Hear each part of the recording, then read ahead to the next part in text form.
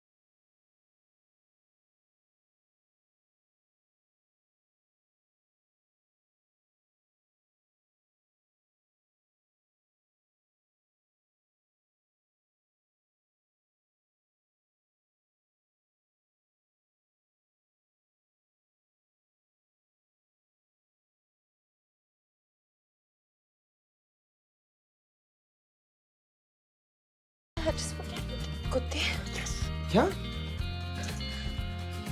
कुत्ते उल्लू के पट्टे। यू बास्टर्ड, साले सुअर की औलाद। तुझे क्या लगा तू मुझे छोड़ देगा तो मैं जिंदगी भर तड़पती रहूंगी? तड़पेगा तू कमीने, कीड़े पड़ेंगे तेरे ऊपर, कुत्ते की मौत मरेगा और मरने के बाद हमेशा हमेशा के लिए नरक की आग में जाएगा तेरी माँ की। क्यों देखूं मैं गन्ने के खेत में? क्या खास बात है?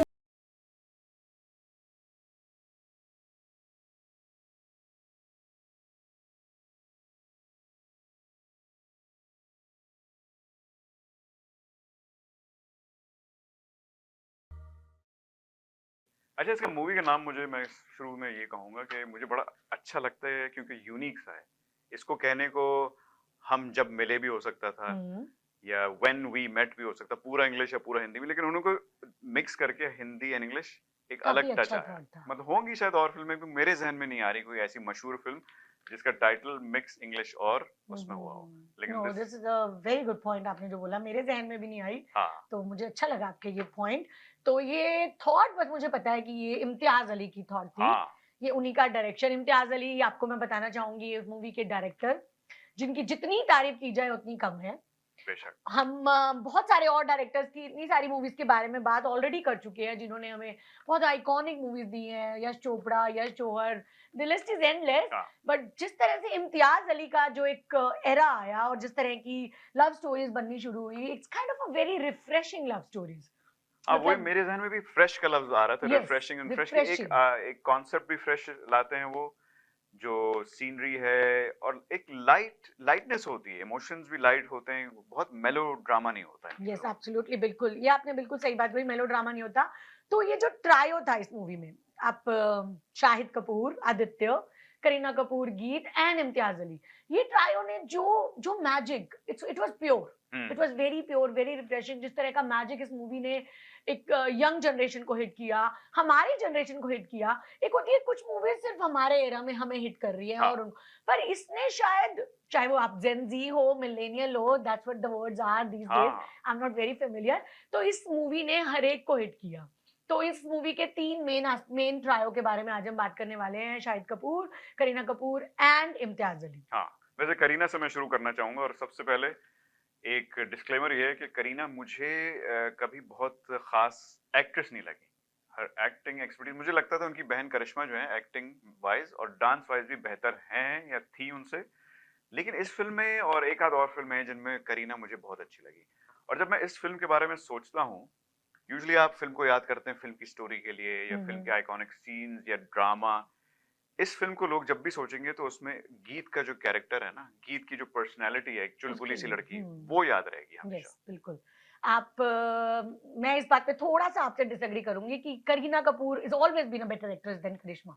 She has done immense like very nice roles. आप जब भी मेट का भी देख ले, ये रोल ऐसे मुझे लगता है कि गीत का रोल इससे अच्छा और कोई कर ही नहीं सकता था। ये तो बात। Everybody in the industry they just think that okay, गीत portrayed by Kareena Kapoor, it's commendable। इतना अच्छा काम, वो पर्सनालिटी, वो जब ये मूवी आई है 2007 में मूवी आई थी, मतलब मैं उस टाइम पे नई कमाना ये मतलब मैंने शुरू किया था, मैंने ऑफिस ज्वाइन किया and I always been a very bubbly very chirpy personality, चाहे वो कॉलेज हो चाहे कुछ हो। तो मैं एक इंसिडेंट आपसे शेयर करना चाहूंगी कि ये मेरे को कॉम्प्लीमेंट मिला, मुझे बहुत अच्छा लगा। मैंने ऑफिस ज्वाइन किया, शायद मुझे 3 या 4 महीने हुए थे, नया ऑफिस आफ्टर मास्टर्स, आपने एक आईटी इंडस्ट्री में एक ऑफिस ज्वाइन किया। And one morning my manager came to me and he said that Shilpa, yesterday I just saw a movie. I said, which movie? So he said that I saw a movie Jab We Met. And immediately when I was just seeing that movie, you came to my mind. I was like, why? You are Geet. And I actually felt that when I saw the movie that yes, this character is me. So then when somebody else also said and I felt very good about it, शायद धीरे धीरे आपको भी पता चलेगा, हम थोड़ा वक्त कम बिता रहे हैं, आप या मेरे कोई और दोस्त कह सकते हैं कि जिस तरह का उसका सोचने का तरीका था, जिस तरह का उसका लाइफ जीने का तरीका था, तो वो कहीं ना कहीं मैं उनसे काफी कनेक्ट कर पाई। और बातें करना, चुप ना रहना, जैसे शो पे भी ये मुझे हमेशा बोलते हैं, मैं बहुत बोलती हूँ ना, मैं इनको मौका दे पाती हूँ ना, ये मतलब मैं दोस्तों में भी कभी बात करती हूँ तो I hardly give the other person कि वो भी कुछ बोल ले। So that kind of few traits I have, similar traits like गीत। हाँ, नहीं वो खैर वो आपकी तो अलग ही बात है, गीत से भी बेहतर है आप तो गाना है पूरा संगीत।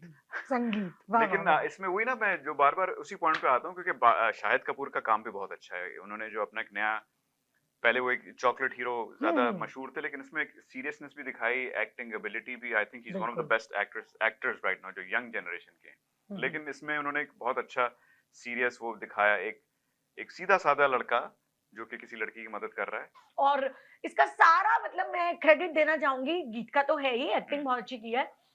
जो तीसरा बंदा हम बात करने वाले हैं जो कि इम्तियाज अली, एब्सोल्युटली। मतलब जब मैं इम्तियाज अली का काम देखती हूँ, और मैं बहुत फिल्में, जैसे अभी तक आपको पता चल गया होगा, आई एम अ बॉलीवुड बफ, मैं बहुत फिल्में देखती हूँ, उन्हें एनालाइज करना पसंद है मुझे।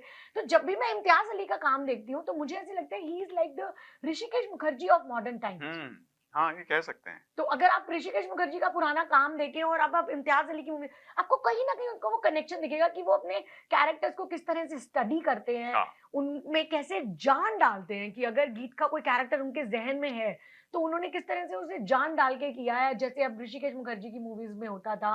बिल्कुल ही अलग तरह की मूवीज, मतलब वो सब कैरेक्टर्स रियल और नेचुरल लगते थे उनकी फिल्मों में भी, और इम्तियाज अली की फिल्मों में भी ये होता है कि बहुत एक नेचुरल फील आता है देखते हुए भी, कि लगता है कि भाई आप किसी को बस पर्दे भी नहीं देख रहे, कि कोई वाकई में आपके सामने असली शख्स खड़ा है। बिल्कुल, कुछ भी बनावटी नहीं लगता, बनावटी, हाँ, बड़ा रियल, बड़ा प्योर लगता है कि एक अच्छा सिनेमा आपको देखने को मिल रहा है और एक अलग सी खुशी होती है एक अच्छा सिनेमा देख के। चलिए फिर आगे बात करते हैं इसके थोड़े से म्यूजिक के बारे में। जी बिल्कुल। तो म्यूजिक ने भी काफी समा बांधा था इस मूवी में, जिस तरह के गाने थे, चाहे आप स्टार्टिंग से उठाएं और कुछ सीन्स के डिपेंडेंट थे और कुछ आपके आइटम नंबर्स थे, जैसे हमारा एक आइटम नंबर जो मौजा ही मौजा था, दैट इज लाइक, मुझे नहीं लगता कोई भी शादी बिना मौजा ही मौजा के कंप्लीट होती है। और मीका सिंह का तो एक दौर ही चला था वो। तो पहले स्टार्टिंग में मुझे लगता था मीका सिंह के गाना कोई कैसे सुन सकता था, but now it's like too much, मतलब कोई पार्टी पूरी नहीं हो सकती जब तक मीका सिंह का ट्रैक नहीं बजेगा। It was like that. तो अगर आपसे पूछे आपके फेवरेट नंबर्स इस मूवी में कौन कौन से? मतलब गाने सारे अच्छे हैं, एक वही इसमें थोड़ा सा वेरिएशन गानों में है कि कुछ बहुत फास्ट ट्रैक हैं, मौजा ही मौजा टाइप का, लेकिन जो स्लो वाले गाने हैं ना, मुझे दो बहुत पसंद है। एक तो वही आओगे जब तुम साजना, एब्सोल्युटली माय फेवरेट मतलब उसमें क्लासिक पना भी है, वो उनका नाम भूल रहा हूँ, उस्ताद राशिद अली खान। उस्ताद राशिद अली खान। तो उसमें ज़ाहिर है वो एक क्लासिकल कव्वाली सिंगर हैं जिन्होंने इस गीत को गाया, तो उसमें वो टच आ रहा है सूफीज़्म और एक पुराने जो होते थे फोकलोर टाइप के। और दूसरा वो जो स्लो नंबर है, याद दिलाइएगा मुझे, मैं अभी गुनगुना रहा था बिहाइंड द सीन। तुमसे ही हाँ, मोहित चौहान। तुमसे ही तुमसे ही हर घड़ी सांस आती है, जिंदगी कहलाती है तुमसे ही ना है ये गाना। हाँ, the lyrics उसके वो are बोल very है ना, good. उसका वो जो एक बोल मुझे बहुत अच्छा लगता है। कभी-कभी एक लफ्ज आपके ज़हन में अटक जाता है कि मैं तेरा सरमाया हूँ, जो भी है बन पाया हूँ तुमसे ही। क्या मतलब बात इस लफ्ज सरमाया बहुत प्यारा लफ्ज है ये उर्दू का। बिल्कुल। और मोहित चौहान ने बहुत ही जान डाल दी थी इस हाँ। गाने में। तो इसके बाद से मोहित चौहान काफी पॉपुलर हुए थे। ये गाना I mean with that guitar and the kind of choreography जो इस गाने की है कि वो गीत से मिलके जब वापस आता है, he feel so happy. And Geet ने उसे बोला था कि you should always pursue the things which हाँ। Gives you happiness.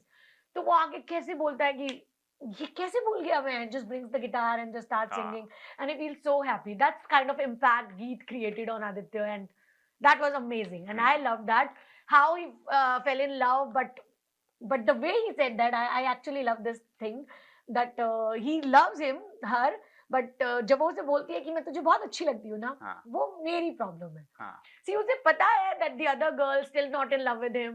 तो ये सब चीजें देखने में उस जनरेशन में बहुत कम मिलता था कि अगर आपको किसी से मोहब्बत है और उसे नहीं है तो इट्स ओके, वो मेरी प्रॉब्लम है कि तुम मुझे अच्छी लगती हो। हाँ। It's okay, it's fine. So मुझे बहुत पसंद आया था आदित्य का ये कैरेक्टर कि प्यार भी करते हैं लेकिन फिर भी उसे वो ही करने की आजादी है जो उसका दिल करे। That is how a guy should feel about.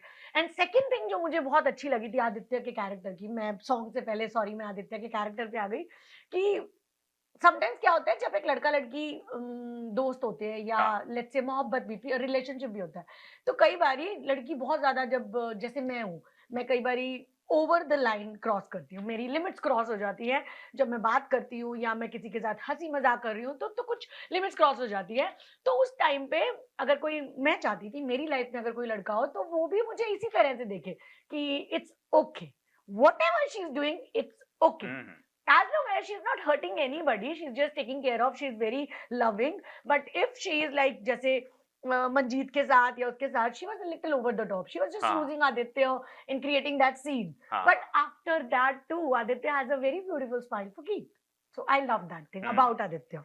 तो अगर गानों की बात करें तो मेरा भी सेम गाना आओगे जब तुम, एंड द सेकंड इज जिस तरह के आउटफिट्स आज हम पहन के आए हैं, that Manali song I love that, ये इश्क हाय लाइक दैट पपेट थिंग, मुझे वो काफी अच्छी कोरियोग्राफी मुझे पसंद आई।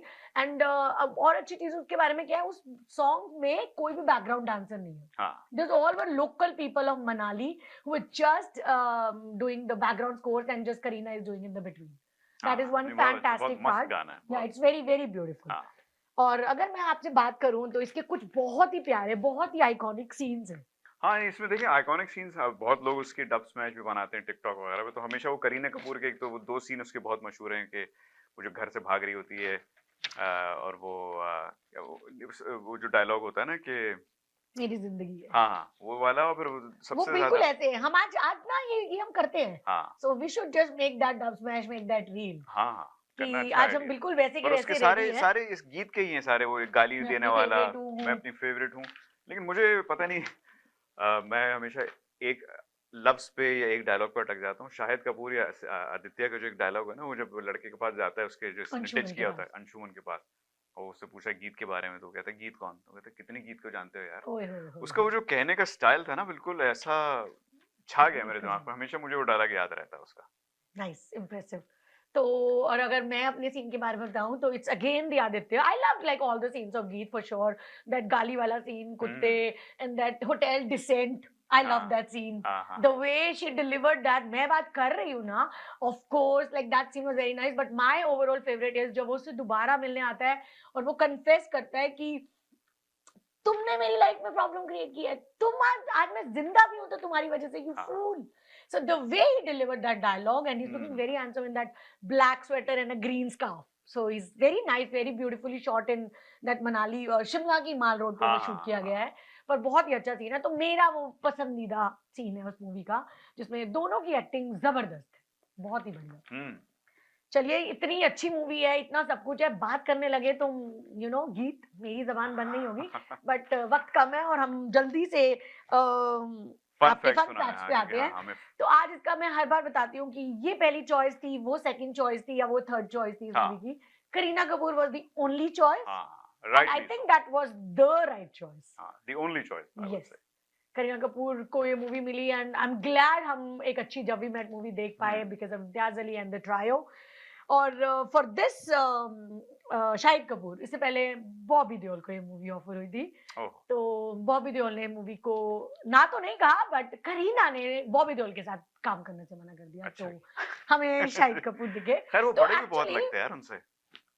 नहीं, वो अजनबी मूवी में उसके साथ थे, they were quite good, but actually at the Ajnabee set वो दोनों अजनबी बन गए थे। तो actually it was Kareena Kapoor who she recommended, because अगर आपको याद हो तो शाहिद कपूर उस समय उनके बॉयफ्रेंड थे, डेट कर रहे थे। तो ये मूवी इम्तियाज अली को, शाहिद कपूर को रिकमेंड ही करीना कपूर ने किया था and rest is history, we got a perfect movie. जबरदस्त, एब्सोल्युटली। और अगर आपका वो जो पहली बार देखा जाए जब वी मेट, आपको टाइटल बहुत पसंद आया था, तो ये इम्तियाज अली की विजन थी, इम्तियाज अली का थॉट था। इससे पहले इस मूवी का नाम था पंजाब मेल, पंजाब मेल या फिर इश्क via Bathinda. So there were quite titles being suggested. गीत दी गड्डी, पंजाब मेल, इश्क via Bathinda. So then finally जब we met and that is iconic. Again हाँ, अच्छा कि ये सारे जो फैसले फन फैक्ट्स में सुना रही हैं कि बॉबी देओल को नहीं लिया और Kareena Kapoor was the only choice और टाइटल भी Jab We Met, I think it's a perfect fit. अच्छा हुआ कि वो अल्टरनेटिव्स को कंसीडर ही नहीं किया गया।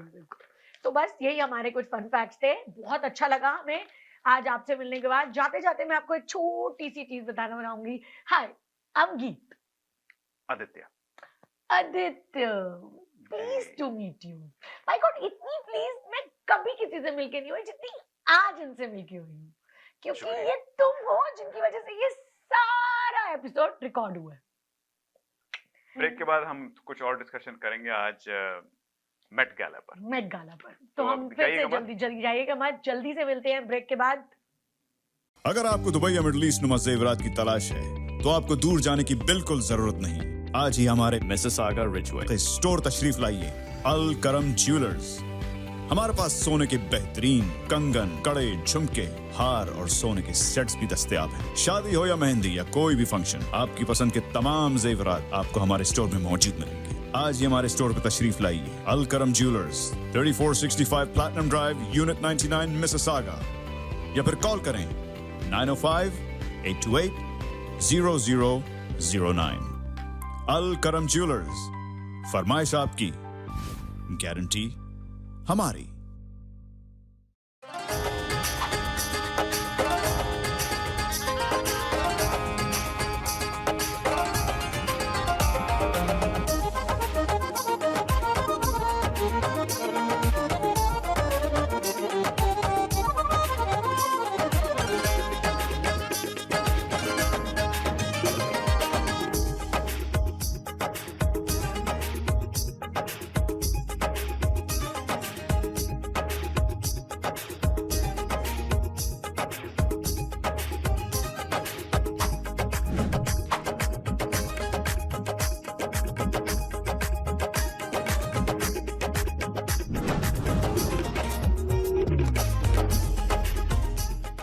एक जगह ऐसी है जहां ये सब कुछ हो रहा है।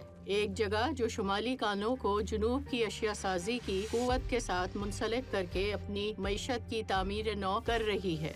बरकी गाड़ियों और बैटरी के प्लांट्स में नई सरमायाकारियों में $44 बिलियन से ज्यादा वाली जगह, जहां आज पहले से कहीं ज्यादा लोग काम कर रहे हैं, तनख्वाह के ज्यादा बड़े चेक घरों को लेकर जा रहे हैं। वो जगह है Ontario. Welcome back guys, hope आपने हमें थोड़ा सा मिस किया होगा ब्रेक के बाद। एनीवेज, सो अब आज हमारे शो में हम थोड़ा सा डिफरेंट करने वाले हैं कि after are doing that one movie जो हमारी गपशप होती है, हम उस मूवी के बारे में बात करते हैं, तो एक सेकंड हाफ में हम बॉलीवुड की कुछ ताजा खबरें, बॉलीवुड की कुछ लेटेस्ट मूवीज, कोई कंटेम्पररी चीजें कोई इवेंट्स यस जो भी एब्सोल्युटली हाँ चीजें हो रही उनके हैं। बारे में हम आपसे बात करेंगे। तो आज हम ये शुरू कर रहे हैं। तो आज हम बात करेंगे बॉलीवुड की लेटेस्ट इवेंट जो सबके मुंह पर है, all over Instagram, all over social media. So the event name is our Met Gala 2025। Which is basically not even a Bollywood event. ये तो एक Absolutely. इंटरनेशनल इवेंट It होता है। is an international event, but हाँ. this year a lot of Bollywood people participated and they helped in fundraising a lot of money, which is commendable. And the good thing about why this is like too much in अभी ये सुर्खियों में क्यों है कि काफी अच्छे से जो बॉलीवुड सेलिब्रिटीज थे उन्होंने इस मेट गाला की जो थीम होती है, you know every year what is Met Gala. So मुझे पहले पता नहीं था, अभी बॉलीवुड आया है तो actually I research about what is actually the Met Gala is. हाँ. It is Metropolitan Museum of Art and Culture Gala. Oh, nice. So that is like it's Met Gala, and every year May के first Monday they have just decided May के first Monday को ये होता है, and हाँ. they have to raise the funds for charity and all other things. And every time they just give a theme. So this year 2025 theme was Black Dandism. Black it's a- dandyism.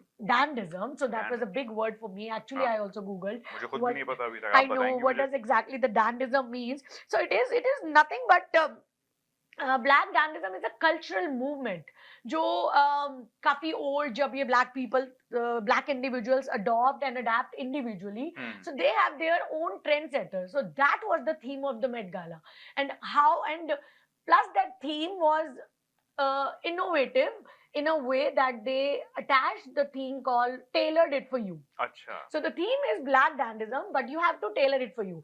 Like अगर मैं आपसे पूछूं कि आपको, अगर मैं आपको कोई एक पिक्चर दूं कि like this is the thought, हाँ। and now you have to tailor it for you. So you will also just do your kind of innovate हाँ। things. और अगर आप देखो तो Shahrukh Khan he did a very good job. Like Sabyasachi का ensemble वो पहन लेकिन कर आए, उन्होंने ज्यादा ही वो ब्लिंग पहन लिए थे उन्होंने के पूरी। जो बप्पी लहरी टाइप लग हाँ, रहे थे, बप्पी लहरी के भी वो बाप लग रहे थे। भाव लग रहे थे। बट बप्पू लहरी। आपको कैसी लगी? How you find Shahrukh Khan की वो जो लुक? लेकिन इसमें मुझे पहली बार Shahrukh Khan is fit for his age, almost 60 years old, लेकिन पहली बार मुझे थोड़ा बुढ़ापा लग रहा था। ये तो बाल कुछ अलग किए हुए थे, सफेदी नजर आ रही थी, हालांकि मेरे खुद सफेद हैं। तो पर सफेदी तो इन है यार, डोंट लेकिन he looked old for the first time. He looked old. मतलब जवान मूवी से ज्यादा आपको वो ओल्ड लग रहे थे। जवान हाँ। मूवी में तो एक्चुअली यू वोंट बिलीव, जब उन्होंने जवान में, मतलब मैं आज अगर 40 की हूँ तो मेरी नीस मेरे साथ गई थी, शी इज 20 इयर्स ओल्ड, तो हम दोनों ने जवान मूवी साथ देखी थी। You won't believe that she actually said Masi, no, you just take the young one, I want the old one. तो वो एक्चुअली अपने उस ओल्ड अवतार में ज्यादा हैंडसम लग रहा है। अब वो तो खैर देखिए फिल्मों में ये होता है। अब आप मैं टॉपिक बदल रहा हूँ, लेकिन टॉम क्रूज की फिल्में देख लें, टॉम क्रूज 65 साल के हो चुके हैं लेकिन वो अभी भी यंग लगते हैं। वो तो फिल्टर्स होते हैं, but when you see them in real life at real events, फिर उनकी थोड़ी असली शक्ल नजर आती है कि तो भाई आपको लगा वो बूढ़े लग रहे हैं? हाँ, मुझे पहली बार लगा, फिल्मों में नहीं लगते थ्रू मेकअप फिल्टर्स, लेकिन इसमें जो आए थे he did something that made him look a little older. चलिए ये मैसेज शाहरुख खान आप सुन रहे हैं तो जी। नेक्स्ट टाइम आप अपने मेकअप आर्टिस्ट को प्लीज बताइएगा कि आप बूढ़े ना लगे please. Just shut up, just shut up. तो अगर आगे बात करें तो हमारे बॉलीवुड से कियारा आडवाणी, ईशा अंबानी, प्रियंका चोपड़ा। अच्छा। तो कियारा आडवाणी, हैट्स ऑफ, आपने मेट गाला में डेब्यू किया and she is 3 months, I guess not 3 months, she is 5 months pregnant. अच्छा। And the way she appeared on the red carpet for that event, she was looking absolutely perfect, absolutely beautiful. She is very pretty, but इसमें उन्होंने जिस तरह से उस look को carry किया, मनीष मल्होत्रा उनके डिजाइनर, एंड प्लस उनका एक और प्लस हो गया कि सिद्धार्थ के साथ वो अपना बेबी मून मना रही है न्यूयॉर्क में। अच्छा। सो 2 इवेंट्स एक साथ। और आपने कहा प्रियंका भी थी। खैर Yes. प्रियंका तो अब मेरे ख्याल है हॉलीवुड ही की हाफ mainstay हो हॉलीवुड, चुकी शी है, is not not even Bollywood. Priyanka Chopra now. हाँ। प्रियंका चोपड़ा वो Piggy Chops हैं। जोनस। So, और जो सबसे अच्छा मैं मेट गाला के बारे में बताना चाहूंगी आप सबको, अगर आपने नहीं देखा तो प्लीज आज जरूर देखिए, दिलजीत दोसांझ। उस बंदे के लिए रिस्पेक्ट बढ़ जाती है जिस तरह से उसने अपने बॉलीवुड और अपने कल्चर को, मतलब आपने देखा black dandyism tailored it for you, तो जिस तरह से उस इंसान ने टेलर्ड किया, हाँ। तो एक प्रबल गुरुंग उनके अपने गुरु हैं, और जिस तरह से वो ड्रेसअप अपने उस टाइम में हुआ करते थे, he has tailored his outfit like that. He was looking like a Maharaja. अच्छा। And everybody in the Met Gala like standing ovation, appreciated, and हाँ। it's like the top best dress poll में दिलजीत का नाम आया, which is hats off to you, and बहुत सारी तालियां और बहुत अपलॉड दिलजीत के लिए। चलिए तो- मेरे ख्याल चलते हैं अपने दूसरे टॉपिक पे। बिल्कुल। हाँ, आज हमने सोचा था कि आमिर खान पे भी कुछ तबसरा हो जाए। उन्होंने एक नई फिल्म बनाई है। पहले उन्होंने तारे ज़मीन पे बनाई थी, which was dealing with dyslexia, जो होता है बच्चों को खास तौर पे, वैसे बड़े लोगों को भी होता ही है। लेकिन दिस वन इज सितारे ज़मीन पर। ये नेशनल बास्केटबॉल फाइनल्स का आखिरी मोमेंट है जहां देश की दो टॉप मोस्ट टीम्स एक दूसरे के खिलाफ खेल रही हैं और ये बास्केट से कर्नाटका फिर से आगे। शाबाश शाबाश, अभी भी 20 सेकंड बाकी है, हम अभी जीत सकते हैं। एक और बास्केट, कमाल का शॉट। ये बास्केट बहुत जरूरी है, अगर तूने डाला तो हम जीत जाएंगे। Come on.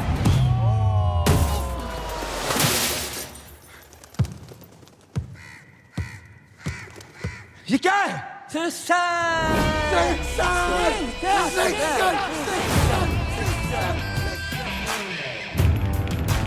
आप कोच बहुत अच्छे हो। क्या बात हो गई? चक्कर वक्कर चल रहा है क्या तेरा? लेकिन आदमी सुअर हो। असिस्टेंट कोच ने अपने सीनियर पर हल्ला बोल दिया। ये कोई जगह पार्क करने की? अदालत इनके टैलेंट का सही उपयोग करना चाहती है। इन्हें 3 महीनों के लिए इंटेलेक्चुअली डिसेबल्ड लोगों की एक बास्केटबॉल टीम को प्रशिक्षित करने का निर्देश दिया जाता है। मैडम 3 महीने तक पागलों को सिखाऊंगा मैं। और 500 रुपए जुर्माना। 500 पागल बोलने का? 1000 रुपए। अरे पागल तो सभी बोलते हैं मैडम। 5000। ये क्या बात हुई? पागल को पागल मत बोलो, टिंगू को टिंगू मत बोलो। क्या मतलब? ये कोच कदा है। स्पेशल लोगों की एक नेशनल चैंपियनशिप होने वाली है। अब आप कोच लग गए हैं तो हमने अप्लाई कर दिया। हम लोग शुरू करेंगे बॉल पासिंग से। Sorry sorry sorry sorry. कैसी चल रही है प्लेयर्स की कोचिंग? चापी चाहिए। कल के मैच में तुम लोग सब नीला पहनोगे। मेरी गर्लफ्रेंड को लाल पसंद है। लाल कैसे पहनोगे? लाल दूसरी टीम पहन रही है। तो मैं दूसरी टीम से खेलूंगा। तुम लड़की हो? ये कौन बेवकूफ है? मैं टीम कैसे बनाऊं? टीम तो नॉर्मल लोग की बनती है ना। सब अपने अपने नॉर्मल पे टिके बैठे हैं कोच साहब। सबका अपना अपना नॉर्मल होता है। आपका नॉर्मल आपका, उनका नॉर्मल उनका। गुलशन, कभी ना कभी सबको रिस्पॉन्सिबिलिटी उठानी पड़ती है। मैं तेरे लिए लड़ी, उनके लिए तू लड़ेगा।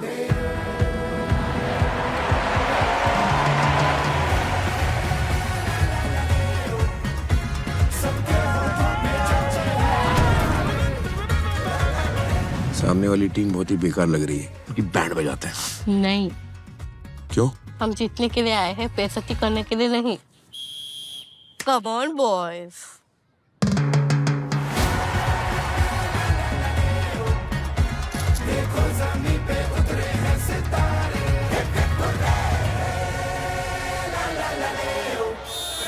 साइलेंस साइलेंस, सतबीर डिस्टर्ब हो रहा है। सतबीर, अर्जुन को सिर्फ चिड़िया की आंख दिखती है, समझा तू? एक तू है और एक चिड़िया की आंख। ये एक बास्केट से हम गेम जीत सकते हैं। तू टेंशन मत ले, एकदम फोकस कर। सर, पहले आप चुप रहिए।